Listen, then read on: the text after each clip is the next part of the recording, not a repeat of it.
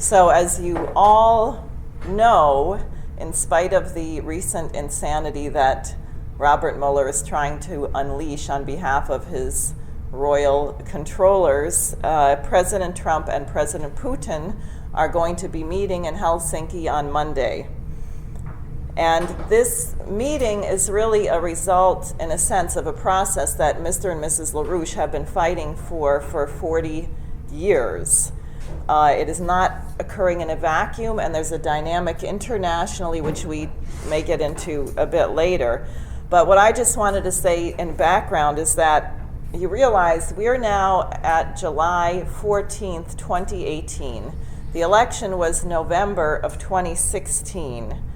So it's been over a year and a half, and still not one single shred of evidence has been presented by anyone that Russia hacked the election. There is no proof that has been presented. Now, at least the former CIA director, John Brennan, was very honest. When he was testifying in Congress, he said, "I don't do evidence." And I think that's why he got hired by NBC. So you can think about the implications of what this means for our Constitution, the principles that are embedded there, why we had a revolution against the British Empire if we no longer have principles like innocent until proven guilty or the burden of proof on the accuser, and what this means. It's very dangerous. Alexander Hamilton worried about this greatly. What happens if you lose rule of law? If people have no faith in the government, what does that lead to? It's very dangerous. Family court. Yeah, right. Now, in January of 2017, before he was even inaugurated, President Trump had a meeting with then FBI Director James Comey. People know what I'm referring to, where Comey himself referred to it as the Hoover moment, where he presented Trump with the dossier that had been written by Christopher Steele. Now, remember who Christopher Steele is. He is a quote-unquote former MI6 agent. What was Christopher Steele saying? That is British intelligence. Christopher Steele, or Comey, was alleging that in 2013, when Donald Trump was in Moscow for the Miss Universe pageant, there were Russian spies who were spying on him and had evidence that he was getting peed on by prostitutes and all kinds of stuff that was never substantiated.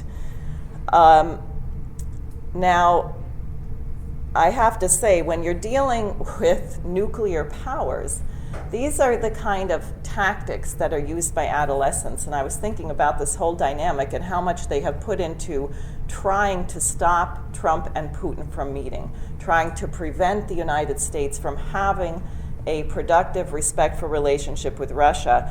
And I was reflecting, we'll get to that, I was reflecting on that and thinking about tried and true ways of manipulating people. And probably everyone here can remember when you were 12 or 13 years old and your hormones were crazy. And happily, when I was that age, we didn't have cell phones, and we didn't have Facebook, which could be really destructive when you're that age.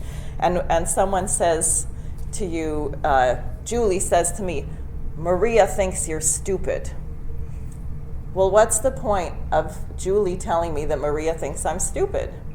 It's so I don't associate with Maria, and that I presume that Julie is my trusted friend who's going to look out for me. Now, I know this doesn't happen among adults, right?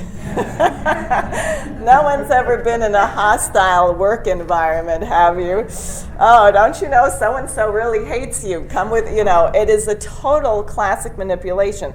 So what was the point of Comey sitting down with Trump to tell him the Russians are out to destroy you? 2 points. One, to try and get Trump under the control of the FBI and not to work with the Russians. And if that failed, which is the Hoover moment, to say we have material that we can use to blackmail you if you get out of our control. So remember, that was January of 2017, before the inauguration. And I would just remind you here that around the time of Inauguration Day, the London Spectator had a banner headline saying, will President Trump be assassinated? Will he be ousted in a coup, or will he be merely impeached? And the British are not speculating. They're saying that because it is policy. That's their policy. Now, there's more on this, and it's in material that we've published, and you can find it at the EIR, the LaRouchePub.com website, and so on. But like Stefan Halper, people heard that name? Now, according to Clapper, we're not allowed to call someone a spy who is picked up by the FBI and sent into your campaign to commit crimes that you will then be blamed for.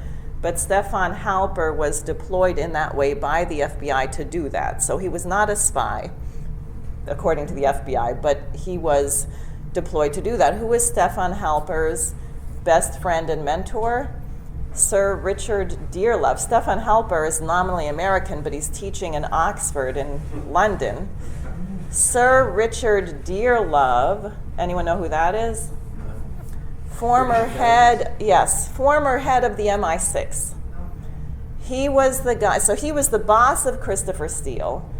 He was the guy who wrote the dossier in 2003 when W. Bush, who was not that bright and who was run by Darth Vader, otherwise known as Dick Cheney, was given the quote-unquote evidence of weapons of mass destruction in Iraq. That was done by Sir Richard Dearlove. Sir Richard Dearlove is the best friend of Halper, who deploys into Trump's campaign to collude with the Russians to make a case. We also know that John Brennan was in London meeting with the GCHQ, that's like the Joint Intelligence Command of the British, in November of 2015. 2015. So the idea that this just somehow began recently and it began because the DNC server was hacked and so on, this is all a lie. It is a total fraud. And the American people are supposed to accept it and go along with it, despite the fact that not one shred of evidence has been presented that the Russians hacked the election. Did you notice everyone talks about it? It's like a given in both parties. Oh, well, the Russians hacked the election. Oh, well, the Russians hacked the election. The Russians meddled in the election. Everybody says it. And it didn't happen. Is it the big lie in 1984? Yes. Now, I wanted to just show you a video from Mrs. LaRouche. This is the wife of Lyndon LaRouche, Helga Zepp-LaRouche. She's the founder of the Schiller Institute internationally. And she has a few things to say about the significance of this upcoming meeting between Presidents Trump and Putin, which you might consider. Well, obviously, the geopolitical manipulation of the world, as we have seen it by such things as fake news leading then to military strikes against supposed chemical use or use of chemical weapons in Syria in order to disrupt the meeting between China and the United States, or the Russia Gate, which has now absolutely turned into Mueller-gate.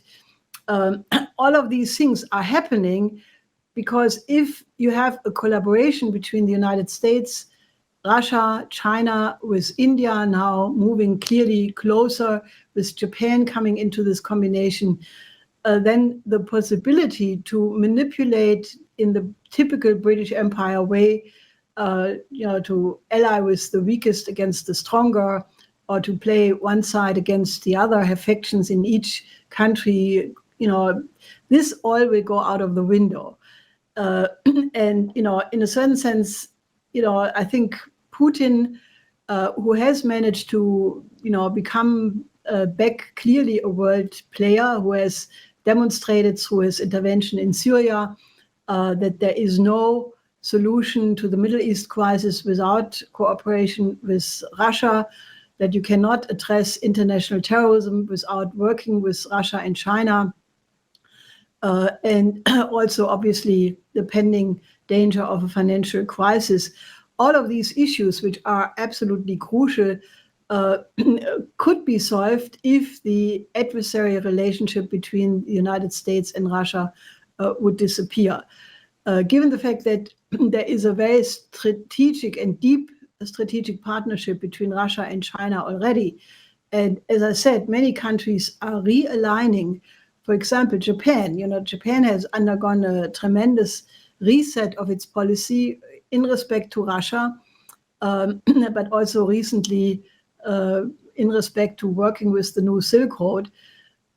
So I think the potential that eventually most countries of the world would say it is much better to work together for the common interest of mankind, such as joint space exploration, finding out more about the uncovered secrets of our physical universe, to basically start colonizing the moon by having joint Mars missions and other joint space missions, for example, to defend the planet against the danger of asteroids, comets, and do earthquake research together, or basically do similar crash programs. If you could redirect what is being wasted right now in the military sector for crash programs of those things which really would make the life of people better, like finding a cure for cancer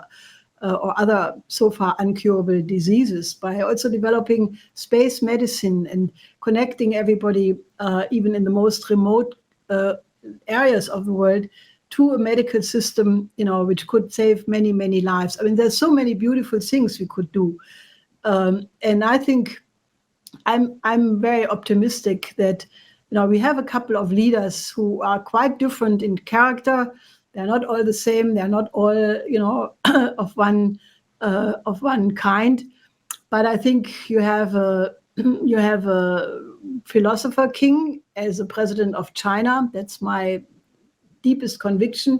You have an excellent strategist in the person of Putin, and you have a person who has been courageous in upsetting a neoliberal system, which, after all, was responsible for many wars. Which, if you count the people who were killed as a result of wars based on lies conducted by the Bush and Obama administrations, I think people forget that it is a good thing that Trump was able to upset this very powerful apparatus.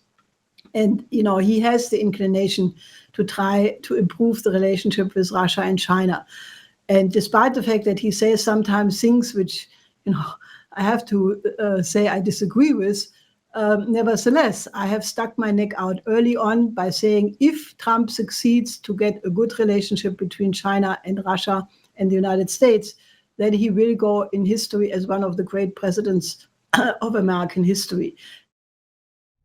Now, I'll tell you, saying that in Germany is a lot harder than saying it in the United States. Say it again? Saying that in Germany, that Trump could be one of the great presidents of all time, is a lot harder than saying it in the United States. Okay.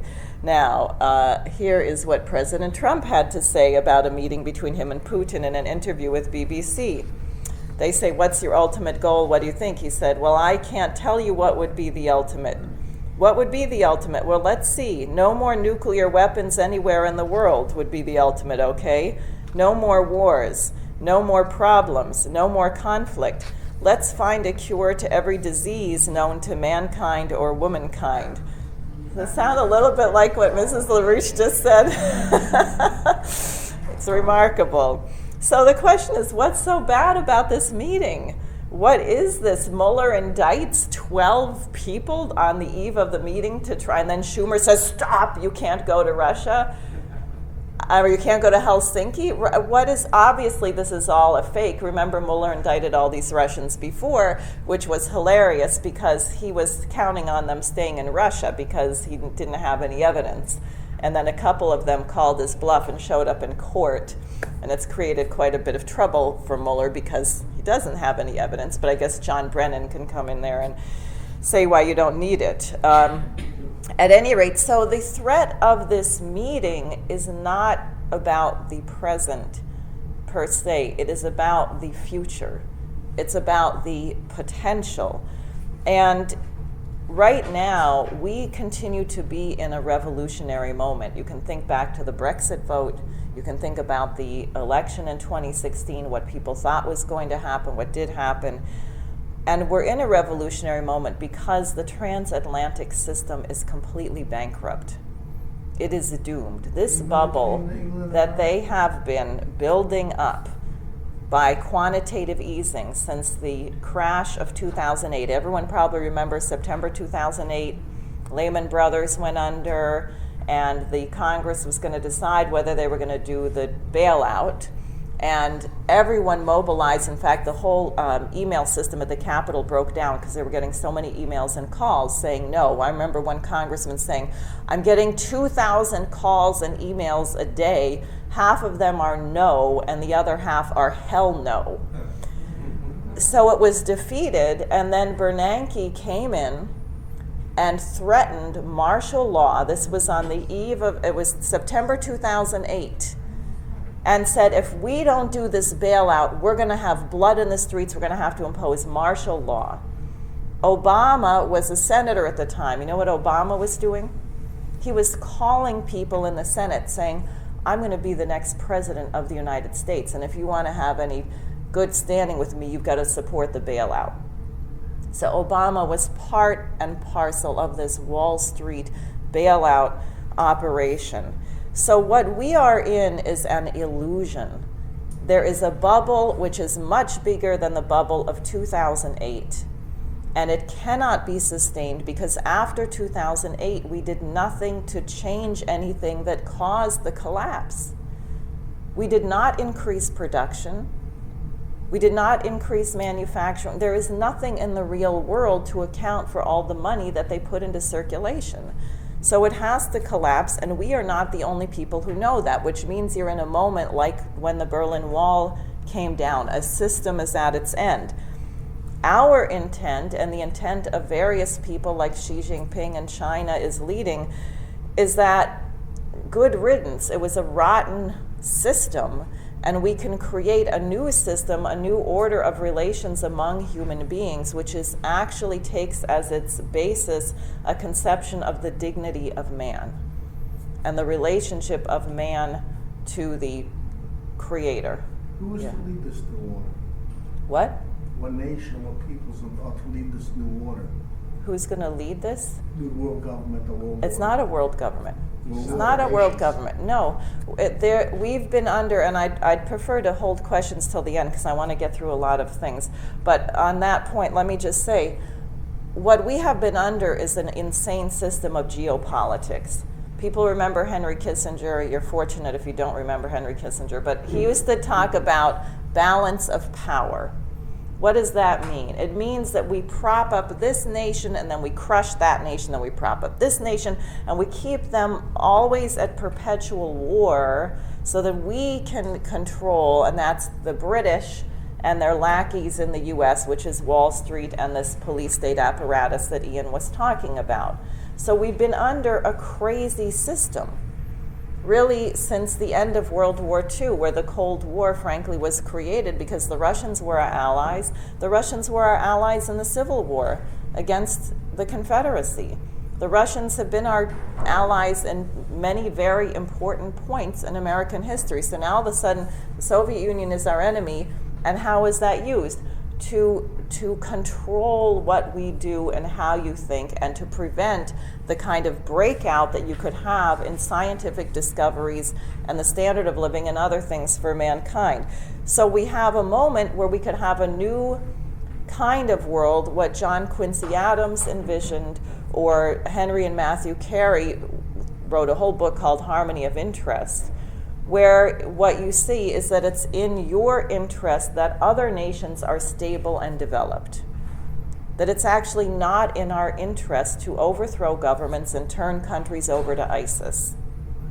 To take Mexico, as was done in the Free Trade Agreement, and to turn them into a slave labor pool with open sewers, and then have Obama come in and arm everyone through Fast and Furious so the whole country gets taken over by drug gangs that are killing everybody.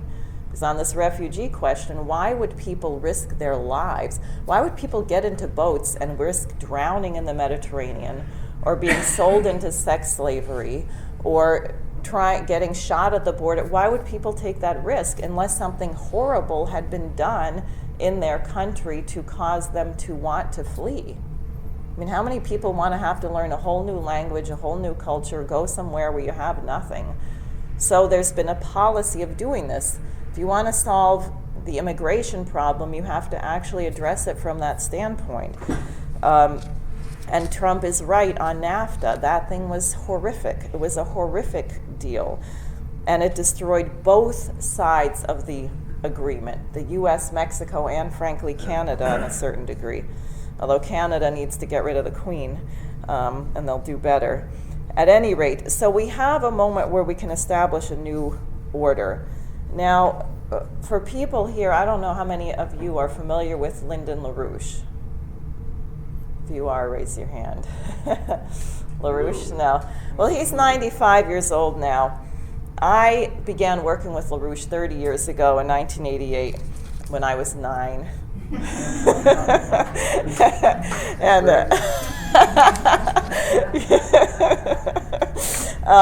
And actually I came in contact with LaRouche right after he had finished a very successful collaboration with President Ronald Reagan on the Strategic Defense Initiative. And I met him right before he got thrown in prison by Robert Mueller. And LaRouche and several of his associates at the time were put in prison. Our newspaper was shut down. It was a real nasty witch hunt.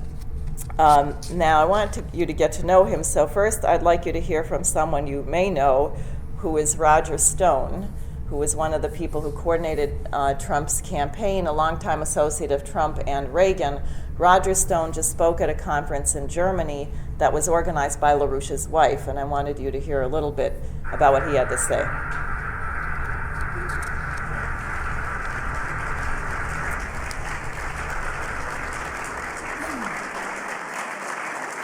First of all, I want to apologize for the fact that I cannot join you personally.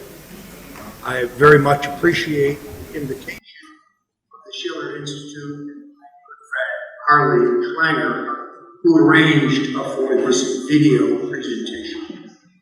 I also want to salute the Schiller Institute and Helga Zepp-LaRouche for your forward-thinking agenda and your commitment to economic and financial reform, which I believe, with the assistance of the Trump administration, can remake our global thinking entirely and move us towards both peace and prosperity on a worldwide basis. I am very familiar with the extraordinary and prophetic thinking of Lyndon LaRouche, having encountered him in New Hampshire in 1980 during the Republican primary for President of the United States. And as a former aide to President Ronald Reagan, I recognize the important backstage role that Lyndon LaRouche played in the last election of a non-neocon outsider as President of the United States. I must say that in 1980, I was more of a conventional conservative Republican. And at that time, I thought that Dr. LaRouche's views were somewhat exotic. Today, I would say, however, that I have evolved to recognize the role of an evil two-party duopoly that has, unfortunately, run the United States into a ditch. Okay, so that's Roger Stone. Now, I would like you... Say a duopoly? A duopoly. In other words, Republican, Democrat? Yeah, a two-party duopoly. Now, I want you to hear from LaRouche in 2012 on his 90th birthday. What's wrong? Why should we have party systems? We have a constitution, which is defined. The Constitution is fine if it's carried through as intended. It is our system. But why do we have to have parties intervening in between the process of selecting presidential leadership and national government? Why do we do that? What's screwball invented this kind of nonsense? Because that's what happened. People become partisan and say, which party wins is going to determine the fate of the nation. But no party has that kind of right. There cannot be a party that has the right to oversee and control the destiny of the nation. You can have a president, there's nothing wrong with that. But you can't have the president as the president of a party. Or you cannot have a conniving between two presidential teams or two party teams, which connive by special agreement among themselves to create the composition of national government. These things are obscenities which leaders of our nation, beginning from the George Washington administration, recognized as evils.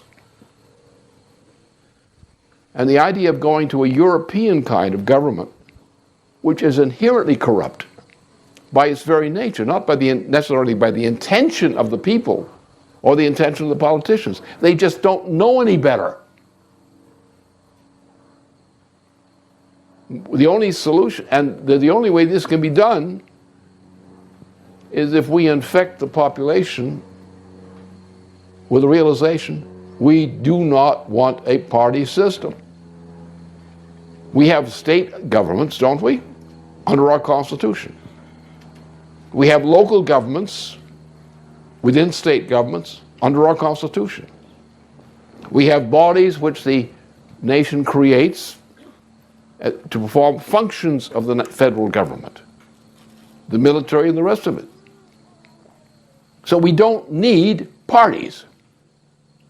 They don't do any damn good. I mean, it's like Franklin Roosevelt. If Franklin Roosevelt had just been the president, didn't have to deal with these damn parties, we wouldn't have the mess we got into. What we need is, we need to have not a contention over which party is going to win, when the party was not inherent in the conception of our nation. What we need is a federal republic with its state composition and other local compositions playing their role. We don't need this party system, which is a system inherently of corruption. What we need is the election, due process election of a composition of government. And we don't want people diverting the attention of the population from the issues of the nation over the issues of partisanship. That's where the problem lies. When you rely on parties as such, you set up a kind of controversy or competition for power between or among party systems. These party systems don't excite the passions of the foolish voters, who now are concerned about the party, voting for the party first and the nation second, when it must be the nation first and not the party. The voluntary part of the citizen, fine, that's fine. The citizen has a right to make formations, to make agreements among themselves, and to cast their votes accordingly, and to discuss these matters accordingly. But we don't want the top-down rule of a party system, which is controlled by the money sent to them, by financial interests which control the money which gives one party advantage over the other. You want the bare citizen, as a citizen, to have an equal right and independence of this party system. This has been said again and again in the course of the history of the United States, that people with insight realize the essence of the corruption in the United States is based and derived from the use of the party system. And you see it right now. You have, the nation is now mortgaged for the selection of its government, its national government, is mortgaged to the party system. Everything is stopped except which party is going to win. And one is almost as bad as the other.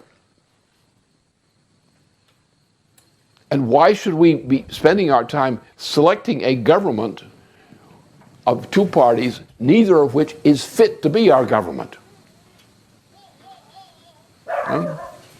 Why don't we have a national government selected in the way that George Washington, for example, President George Washington had intended? We would not have that mess. And the citizen would be called upon not to decide whose butt he wants to kiss, but rather what the issues are and programs that this citizen wishes to express. We want to engage the citizen in the dialogue. We don't want to take the vote between, the competition between groups of citizens. We want the citizen to force the reality that he or she is voting for the government. And what the citizens do in voting for a government will determine the fate of the nation. We want to confront the citizen with the responsibility of his being accountable, or her being accountable for the responsibility of what government is and what it becomes. We have to force responsibility upon the individual citizen, as a citizen, not as a sucker playing into some kind of game. And this has been understood for a long time by the best thinkers of the United States.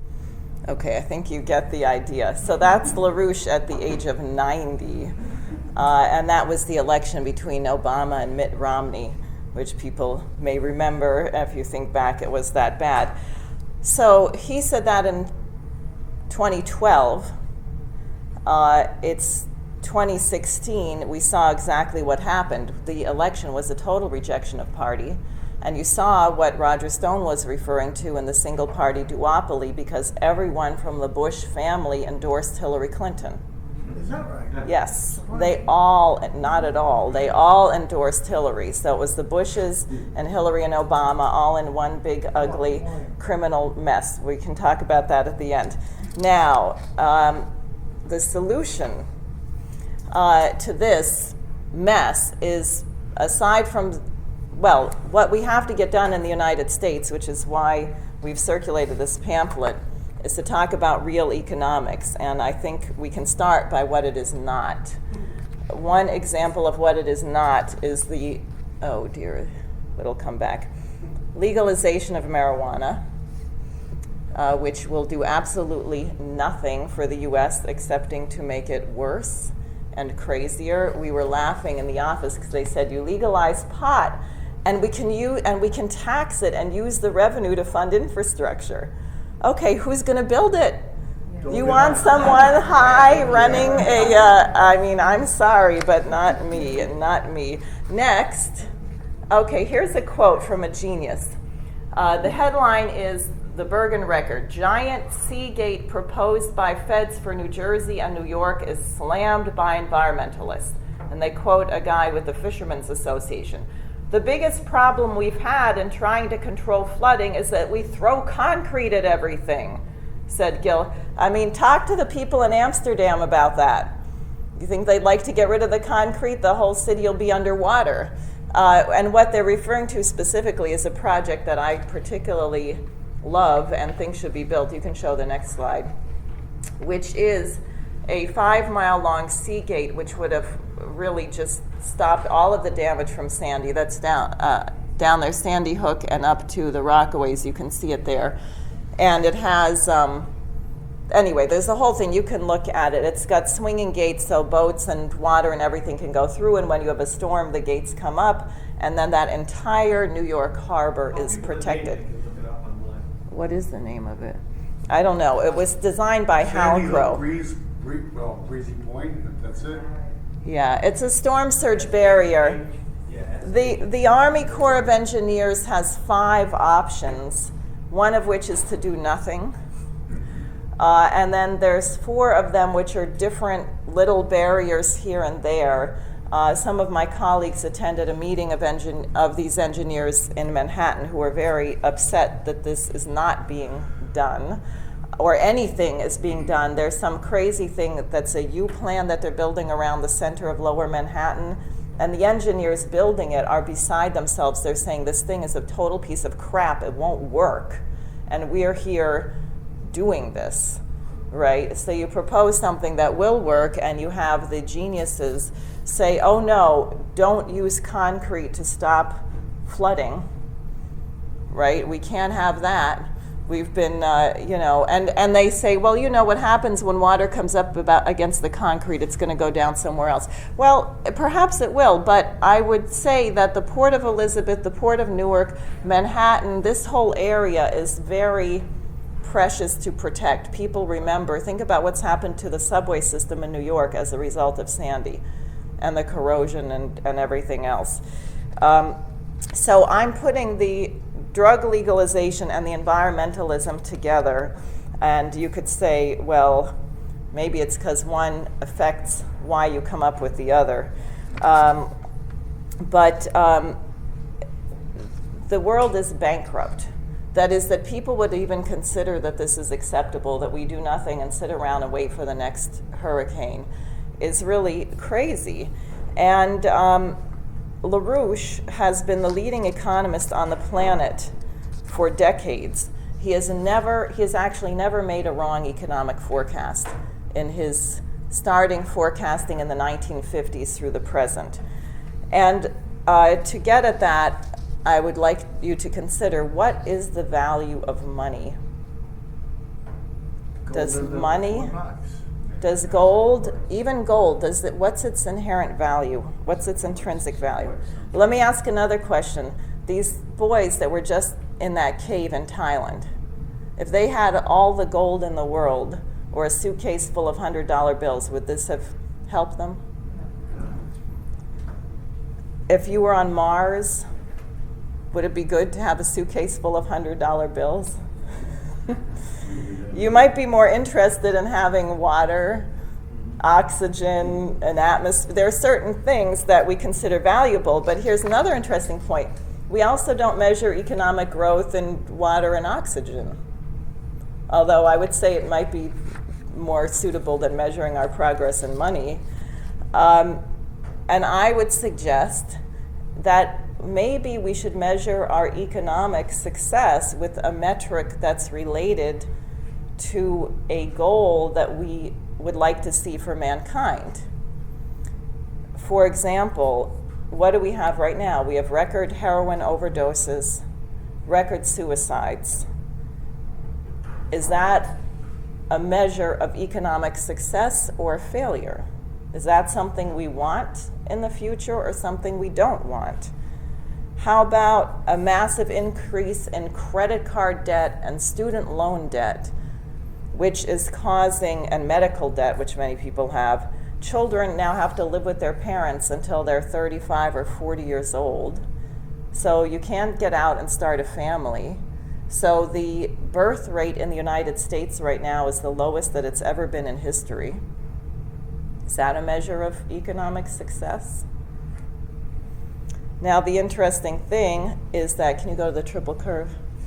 The stock market, however, is at its highest point ever. So maybe the stock market is not a measure of economic success either. In fact, maybe it's the case that the stock market going up at this moment with the way it's designed actually indicates that the real physical economy is going down. And this is a curve that LaRouche came up with in '95. That is actually not 1971. It's supposed to be 1967. In 1967, you had the budget cuts that dealt the death blow to NASA. And until 1967, the United States had a very, very high standard of living, probably the highest in the world. From that point, and these things, which is financial aggregates, that's like stocks and derivatives and things like that. Monetary aggregates is money being printed. Physical economic output. So back in '67, these things were actually the same thing. They were measures of each other. You could measure, in a sense, the prosperity of your country by looking at the stock market, because the things on the stock market were still companies that were connected to production. But as you started to separate that, what happened, and particularly after the bailouts, but all through this period, is that you were putting money into speculation, like currency speculation, or something called derivatives. People heard of mortgage-backed securities, right, where you could split the mortgages or you could bundle them. You could have a whole bunch of mortgages that you knew no one was going to pay, and you could get people to bet on them and invest in them. So what happened was you were putting more and more money into things that really didn't exist in the real world, and that meant you were taking it out of building a storm surge barrier, modernizing the subway, fixing Main Street. It also meant, once we started the bailout, that you had hyperinflation. That is, not only were you not investing in the physical goods, but the cost of these goods was skyrocketing. And everybody can think about it. If you think back 30, 40 years, a friend of mine was telling me that when she was a young person, she worked at minimum wage for $2.50 an hour. She and her husband rented a 2-bedroom apartment. The rent of that apartment was $104 a month. You could pay the rent in 1 month's paycheck, 1 week's paycheck, right? 1 week's pay of 40 hours took care of your rent. At minimum wage.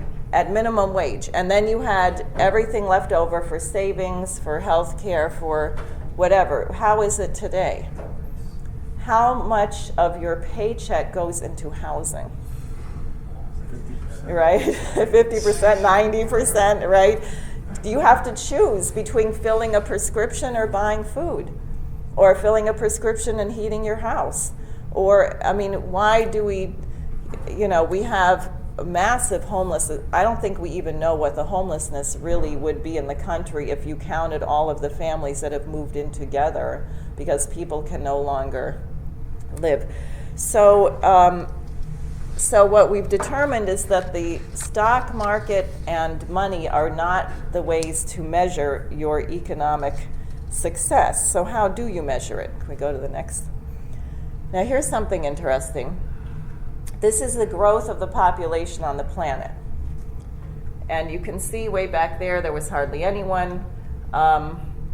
You can see little blips, like that first bump up there is around 1300. That was the Italian Renaissance. And then you had the Black Death, so you had a dip. But what do you think accounts for this? Industrial Revolution, right. Things like the heat-powered machine, the steam engine. So what you see is that you make a scientific breakthrough and you have the capacity to sustain many more people, and not only more people, but how do you think the standard of living is for the people who were born after the steam engine compared to the people before the steam engine? How's the standard of living for people who have electricity in their houses and people who did not have a refrigerator? So the interesting thing is that when you look at this, what you see is that you have more people with a higher standard of living. That population growth and prosperity actually go together. It's not what we hear from the environmentalists, which, we're overpopulated. And then you ask where? Killing someone with kindness, too, though. The improvements bring problems sometimes to the physical health. Well, let's take this for the end. So, as we said, we had these various scientific breakthroughs which allowed us to have more people. And it raises the question, is there such a thing as overpopulation, or is there a question of under energy or underdeveloped, right? Now, I was just looking at some of these things, because you know where they always tell us the world's overpopulated, it's places like Africa, the Middle East, and things like that. And you can look up population densities on your phone. But I thought we'd just take something kind of fun that you may be familiar with. Does anyone here know what the population density of Long Island is, including Queens and Brooklyn? So it's pretty high. Anyone have any idea? It's 5,402 people per square mile, Long Island. Now, if we were to just, for the sake of it, extrapolate and say, what if we had 5,402 people per square mile across the United States as a whole? Anyone want to guess how many people we'd have? 2 billion? 20,571,394,000. Okay. Now, if we wanted to just say, well, all right, but we don't really have, I mean, Long Island does have a lot of farms, but we don't have a lot of cattle, and, you know, so maybe we need a little more land, and maybe we can only have, I mean, let's be really extreme, and we can only have 25% of that. So the United States should really only have 5 billion people. We're a little short. The state of New Jersey has 1,200 people per square mile, except 22% of our state, insanely, is the Pine Barrens. We're not allowed to build anything. But if you took that 1,200 people per square mile and extrapolated to the whole United States, that means 25% of your land is not even used. It's still 4.6 billion people. So kind of fun to consider. And what LaRouche asserts is that the way that you measure economic success, and this is why he's been accurate in all of his forecasts, is a very fancy term called potential relative population density. That is, it's not the number of people per square mile that you're at, but how many people potentially could you sustain in a given area of land. For example, if we had funded thermonuclear fusion, if we had fusion energy, then you could get massive amounts of energy from very little fuel with very little waste. We could have plasma torches and put everything through them and break them down to their original components. So all the landfill that we have in New Jersey would be a great resource. I mean, there are things you could do if you had that kind of very dense energy, where suddenly you discover you could have a lot more people living much cleaner, much better lives than what you have currently. And isn't that really what a government should be dedicated to, or a system of economy should be dedicated to? And you think about what we have done, which is the exact opposite. We've cut all these things. The things that actually make it possible to make a breakthrough in scientific discovery, like the space program, fusion research, these are not valued, and we're told we can't do them because we have to do a cost-benefit analysis. Would we have the... Wait till the end. It's like the storm surge barrier. What's the cost benefit of building that? Should we make a toll road underneath so we can charge people for driving there? Well, how about we don't have to pay $80 billion the next time we have a hurricane come through because everything gets destroyed, right? So you see how backwards the economy is. Now, what LaRouche, so just think about that if you're measuring your economy in terms of potential relative population density, how things look, and how you determine policy making.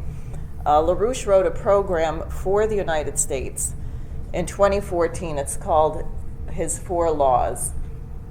These are just the steps. I'm not going to go through all the details. It's in this pamphlet. You can read. Restore Glass-Steagall, the separation of the banks, which would be the first thing to drying out the silly Wall Street bubble, so that commercial banks and investment banks are separated, and the commercial banks can no longer play the stock market or use your savings as collateral on gambling and things like that. A return to national banking that is not the Federal Reserve, which is totally private and run by big banks, but you have a national bank that is run by our Congress, that is transparent what they are doing, which goes hand in hand with a credit system, because you need federal credit. You cannot build infrastructure on the scale we need through public-private partnerships. And in spite of Mnuchin arguing for PPPs. Trump actually said we cannot have public-private partnerships because they demand that you pay, it's like 12% interest over 10 years. You cannot build a major rail system in that amount of time with that kind of rate of profit. You have to have the ability to have long-term, low-interest credit, and you can bid out. Private companies can bid for the parts of the project, but you want to have a national overview. And very importantly, the government investment should only be in those things that make it possible for the individual human being to be more productive. That is, you want to increase your ability to produce. If you're in traffic for 6 hours a day, you are losing a great deal of productivity. And then finally, a fusion driver that is, and in a way I think this is backwards, because what you want to have in mind is where you're going first. The breakthrough for mankind, a scientific renaissance, and then that shapes these other things. And next, this is the chart just from the middle of the pamphlet, which shows you some of the things that we're proposing for the United States. I'll just read them. High-speed and magnetic rail, new industrialization, the space program, fusion program, water management, and the Bering Strait Tunnel. And these blue lines are rail. And what you see in that kind of beige area, we're looking at cities. The Chinese are building a lot of new cities. China has, they have 1.4 billion people.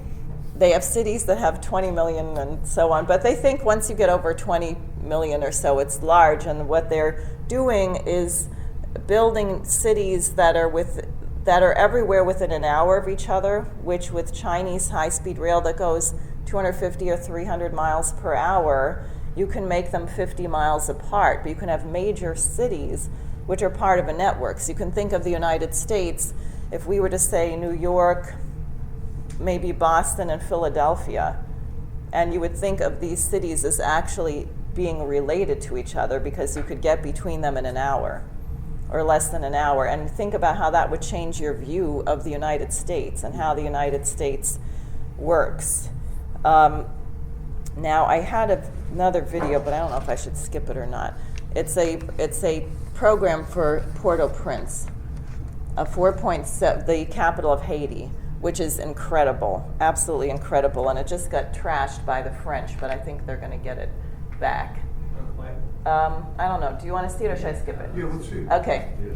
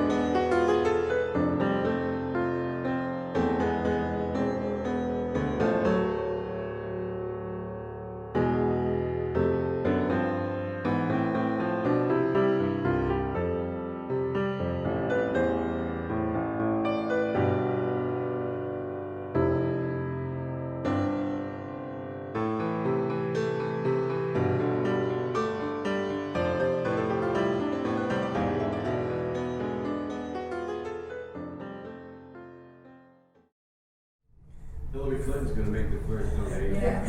No, actually, their foundation is one of the entities involved in sandbagging this project. Not surprising, right? But think about it. I mean, think about the Brooklyn-Queens Expressway, which has been under construction for 33 years.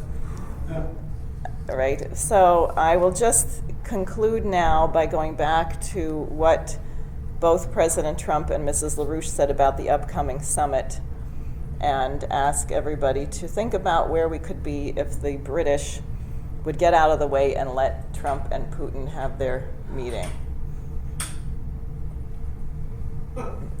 We can't get to it.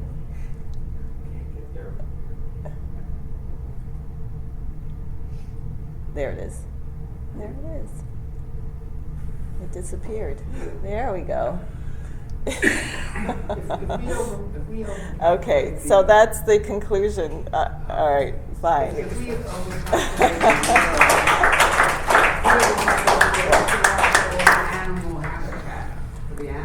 We can't, we're not going to overpopulate the world. We have to figure out how to get somewhere else. How many other solar systems are there? We don't even know now. Yeah, exactly. Okay, Bob, wait a second. Dominic, and then you. Thank you.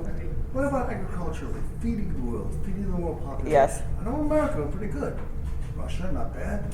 Rest of the world, Well, interestingly, the world was coming along very nicely. They had this, I forget what it was called after, FDR had already died, but they ran a program called Green something or other, which was an environmentalist, which had as its goal every nation on the world would become food self-sufficient. And most nations were very close, like Egypt was food self-sufficient, Haiti was food self-sufficient, and then what you had was the World Trade Organization. And they came in, they said, oh, no, you should not produce wheat. We want you to grow cash crops for us, and then you can import. We have that now with Mexico. We destroyed Mexico. Everyone knows a major staple in Mexico is corn. So we told them, don't grow corn. Get your corn from the United States and we'll get onions or whatever from Mexico. It's completely insane. And this was done by the World Trade Organization, again, as a way to control people. You will find that just as energy allows you to sustain more people per square mile, modern inventions in agriculture allow you, yes, to produce food in geometrically increasing ways. In National Geographic, they have this thing on China. You talk about the new farms that they have. I don't know which book it was, but it was amazing on the farms. These new chicken farms and big plantation farms. Yeah. I imagine they have the biggest problem. Well, they're actually using, just to take finish care that, of it. we have now, but we've just destroyed our farmers in the United States. But because of the space program, we have extraordinary technology, because using satellites, you can map the entire field and know what the nutrients are, and your fertilizer can go along using the GPS and put exactly the right amount of fertilizer that's needed for a given area. I mean, it's really amazing what we have, what we could do. They can't make people happy. Well, we could. What did you want to say? Thank you. I'm hearing what you said. I'm curious as to, do you really feel the British are bigger obstructionists than some of the black forces that we have working in our country? Yes, they're the controllers, I'll put it that way. It's the point of origin. In other words, I talked about Stefan Halper, right, this mole who was inserted into the Trump campaign, whose controllers seem to be Richard Dearlove of the MI6. So in a sense, you could say it's the same nest. Who does Robert Mueller really work for? We know when they ran the witch hunt against LaRouche that the FBI action against LaRouche began with a memo which we still haven't been able to get through a FOIA request from London. So that's the controlling point. It's not to say the people here are not totally involved and think they're running it or have their reasons to. I mean, Wall Street, what are Wall Street in London? You know, they're really like that. And I would say Hollywood. I mean, think about this royal wedding. What was that spectacle all about.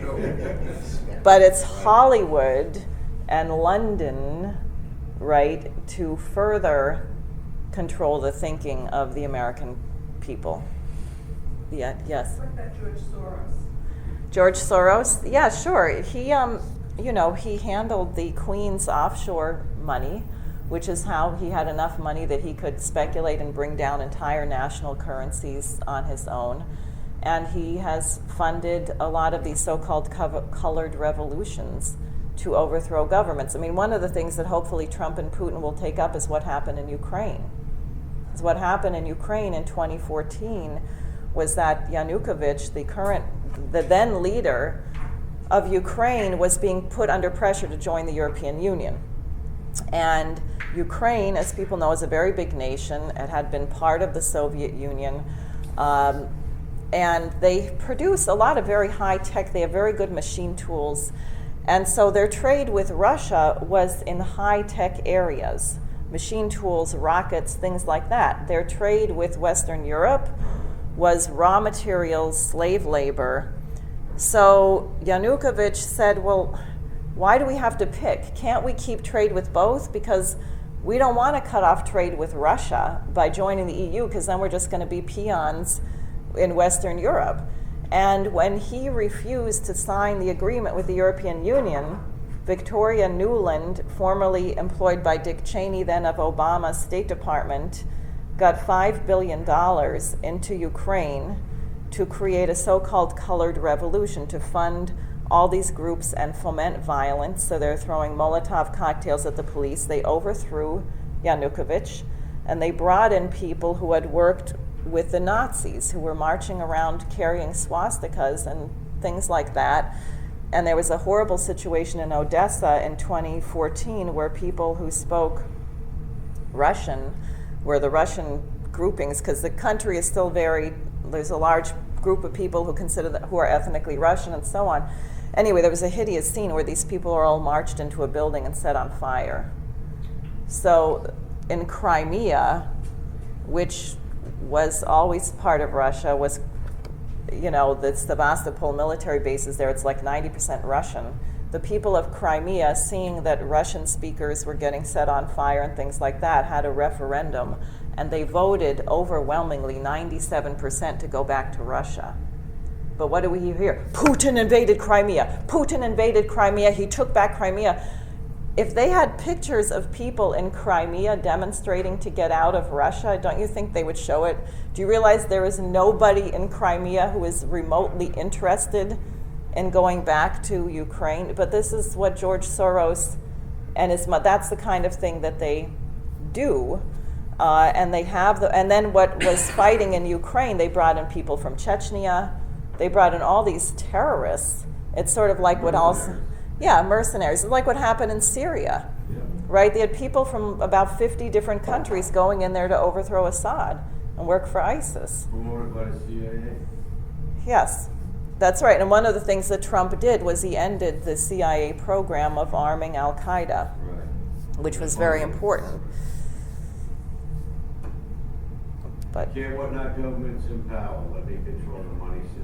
The root cause of all the evil in the world is central banks. well, the beauty of it is they're going to crash. But that's He wants to break them apart, right? well, now that's why they're so desperate, and that's why they would prefer to go to war. I mean, you have to ask, who would be so crazy that they want us to have all these nuclear weapons and be like millimeters away from having a nuclear war? Eisenhower once said the only thing worse than losing a nuclear war would be winning a nuclear war. And I think it's interesting, both the Russian ambassador to Washington, D.C., and President Trump both said they would like to figure out a way to get rid of nuclear weapons. I mean, that is very interesting. And that was the basis of LaRouche's work with Ronald Reagan. Well, not in one meeting and not with this clown show going on, but the point of the Strategic Defense Initiative, the laser defense, was instead of having Kissinger's mutual and assured destruction, where you don't blow up the world because the other guy can blow it up more, is you say, no, we have a technology which is superior.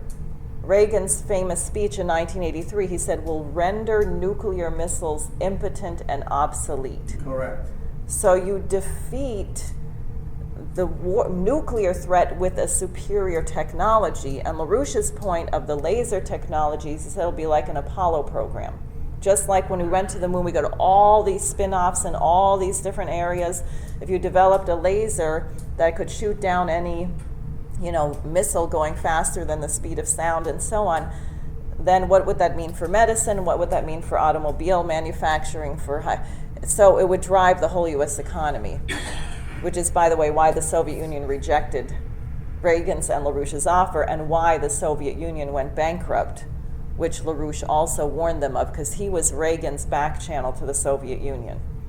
And LaRouche offered the Soviets that the U.S. and the Soviet Union develop this simultaneously, so you can get rid of you'd have a basis to get rid of nuclear missiles.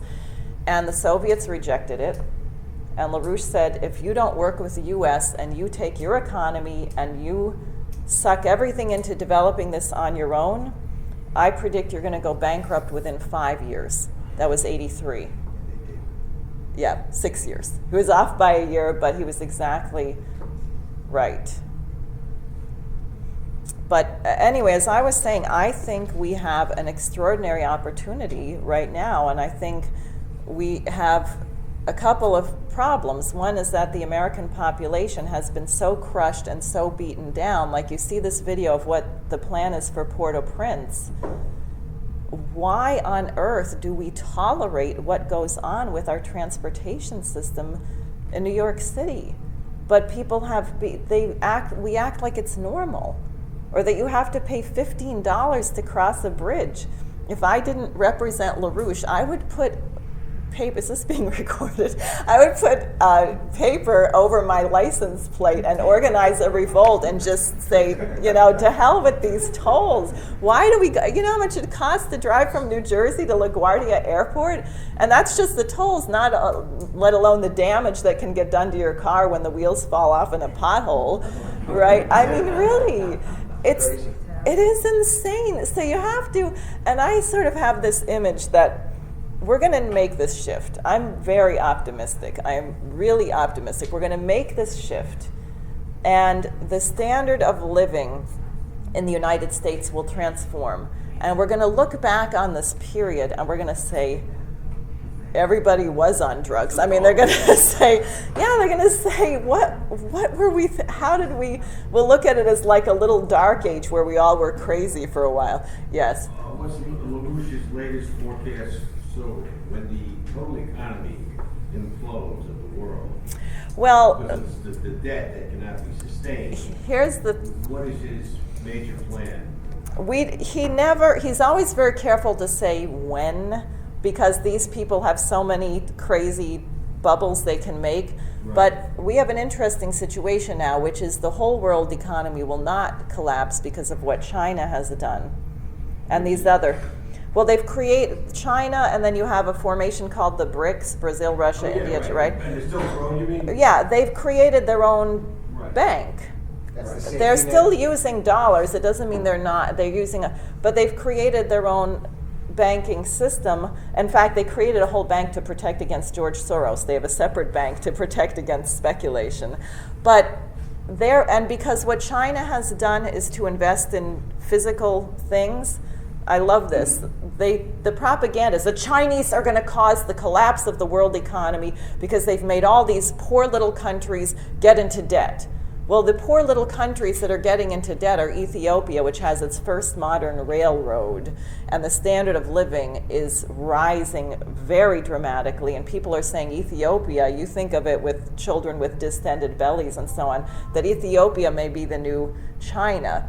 So the money system collapsing they're not going to be affected, but Britain, Western Europe, the US, Canada, the transatlantic world is going to crash. And my sense is that it's actually very near. I mean, if you look at the debt figures, corporate debt is, I think, 14 trillion, up from 11 trillion. And I mean, we're very... Personal debt is student loan debt, used Yeah. car debt. They're all bubbles. Yeah, so it's very near. Now, if you did what LaRouche said, if you put Glass-Steagall in place, it's not to say it would be all easy. You're gonna, yeah, the stock market's gonna take a hit, but what would come out of it is if you're investing in the physical economy is you'd go in the direction like I was describing, where 1 week's pay covers, in other words, the cost of living comes back down. Yes, so that your standard of living would improve. But you have to do it. You have to have this orderly system. And see, the view of London and Wall Street, who want to keep their power, they're prepared to go even to nuclear war. There are people who think there's such a thing as a limited nuclear war. Yeah. No, I know. I mean, can anyone think of any war that has stayed within The confines of this. right? No. Let's just talk about Hitler then. Exactly. So I think we can conclude there's literature there, and we can talk privately, and I'm really glad that everyone made it. And let's get to work, because we have to educate our friends and neighbors. We have to get the manhole covers off our heads. We have to think about what the United States is actually capable of doing and stop settling for the garbage that we are doing. So, thanks.